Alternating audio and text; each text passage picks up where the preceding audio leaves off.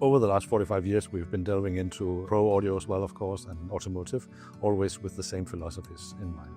What we do today is try to make speakers that are more advanced. We want to make different form factors available, make both passive and active loudspeakers, but all of them are built around the traditional philosophies that we want to make speakers that sound authentic. We want them to sound natural. We want you to have low listening fatigue so that when you're listening to music, you actually want to keep on listening. The latest iteration of speakers that exemplify what we're doing here is the Contour Legacy and also the Contour 20 Black Edition. The Contour 20 Black Edition. We went back and we rethought things. As an engineer, you're always looking for improvements in your product. One of our tenets at Dynaudio is to try and keep things as simple as possible. And that normally goes down to the crossover, basically. So we try and minimize any corrections we need to make, like impedance correction or suck circuits. We try and minimize the filter order to reduce group delay. So we just took that approach. The woofer is borrowed from the Confidence 20, but we have changed some different things. The other ability we have here is because we build all our own drive units. We're able to tweak them a bit like you tune an engine for a car. You might just change a little bit here and there to make it more suitable for that model. So we've changed a couple of things like the spider and the surround, just to help the driver fit the cabinet a bit better. Using our own drive units is a great advantage, because when we find any issues or problems with the drive unit, we're able to go back and re-engineer the drive unit. And that means that we don't have to think about putting a suck filter in or things like that. We can solve the problems that we have with that cabinet and that drive unit combination, which allows us to simplify the crossover. So if we look at the crossover in the Contour 20 Black Edition, it's kind of a second order filter, but it has a low Q, which means that the knee of the filter is softer than it would be if you'd used a traditional Butterworth or Linkwitz Riley or a standard filter. So effectively, what we've done is taken two first order filters and applied them together, but separated them enough to lower the Q of the filter. And that means that it's what we say maximally flat. So there's no peak. The total response is more like a first order filter.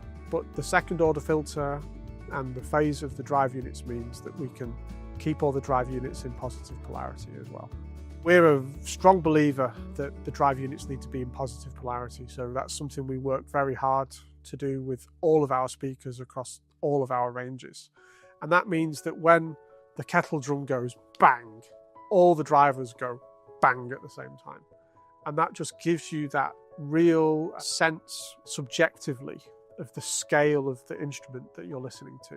So if we compare the Black Edition with the original 20i, we've improved everywhere we can. So we've taken the drive units, based them on a confidence range, so they're better. We've made the port bigger and longer so that there's less port noise when you're playing louder. We've managed to simplify the crossover, which reduces the group delay, which gives you a better transient response, which then gives you better imaging, which then gives you tighter bass. It's just like every little bit that you can massage or file or sand, just polish it even more and more and more. And all those little changes add up to a significant improvement.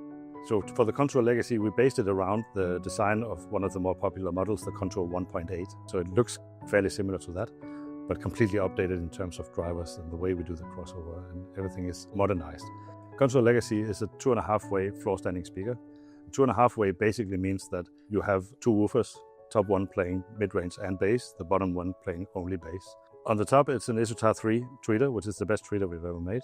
The woofers are based on the Evidence Platinum, which was our previous flagship speaker, but optimized for this speaker in terms of the magnet design and the voice coil design to optimize the performance.